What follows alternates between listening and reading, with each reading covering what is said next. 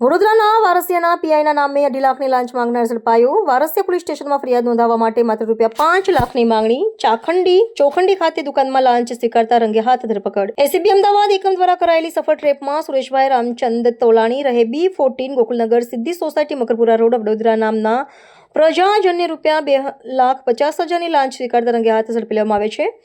ફરિયાદી એક જાગૃત નાગરિક છે। ટ્રેપની કાર્યવાહી તારીખ 25/12/2025ના રોજ ચોખંડી વડોદરા ખાતે આવેલી અનુભવ એન્ટરપ્રાઇઝ નામની દુકાનમાં કરવામાં આવી હતી। ફરિયાદ મુજબ વારસિયા વિસ્તારમાં સર્વે નંબર 329ની જમીન પર અજાણ્યા બિલ્ડર દ્વારા ગેરકાયદેસર બાંધકામ થતું હોવાથી વારસિયા પોલીસ સ્ટેશનમાં અરજી કરવામાં આવી હતી।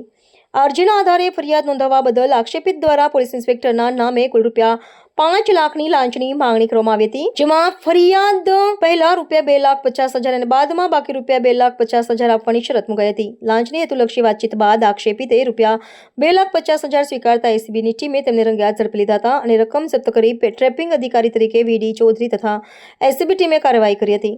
સુપરવિઝન ડીએન પટેલ અને ઇન્ચાર્જ અધિકારી હરેશ મેવાડાના માર્ગદર્શન હેઠળ કાર્યવાહી પૂર્ણ કરવામાં આવી છે।